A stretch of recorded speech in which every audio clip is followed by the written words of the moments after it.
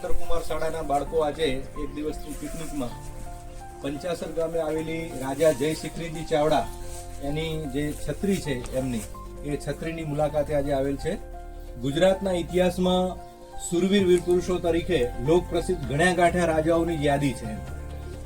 એ 20 સુરવીરોની યાદીમાં રાજા જય શિખરી ચાવડાનું નામ ગર્વભેર લેવામાં આવે છે.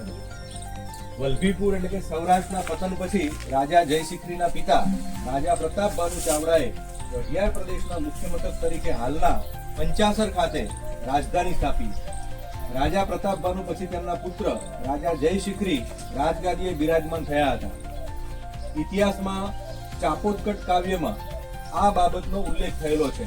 કાન્યકુબ્જના કલ્યાણકટક દેશના ચાલુક્ય રાજા હુવડે પંચાસર રાજધાની પર ચડાઈ કરતા તેની સાથે રાજા જય શિખરી ચાવડાએ 14 દિવસ ઘમાસાણ યુદ્ધ લડ્યું.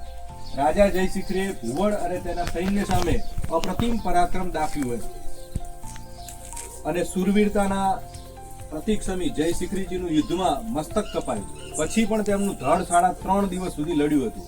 યુદ્ધમાં વીરગતિ પામેલા રાજા જય શિખરીના અંતિમ સંસ્કાર આ જગ્યાએ કરવામાં આવ્યા હતા. આ છત્રી આપણે જે જોઈએ ત્યાં રાજા જય શિખરીના અંતિમ સંસ્કાર કરવામાં આવેલા છે.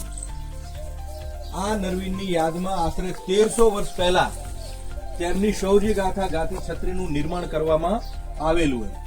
અતિ પ્રાચીન એવા ભુવડેશ્વર મહાદેવની સામે આવેલ આ છત્રી ધ્વંસ થતા છાત્રત્વની આન બાન શાનના પ્રતીક સમી આ છત્રીનું જય સોમનાથ સમાજ સેવા ટ્રસ્ટ અમદાવાદ દ્વારા હાલ પુનઃ નિર્માણ કરવામાં આવેલ છે.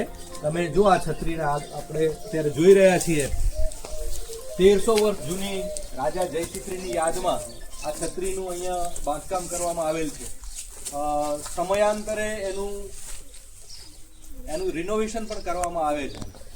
ઇતિહાસમાં એક બેનમૂન પ્રતીક તરીકે આપણે એને આજે જોઈ રહ્યા છે. બાજુમાં જ ભુવડેશ્વર મહાદેવનું સરસ મંદિર પણ અતિ પ્રાચીન મંદિર આવેલું છે.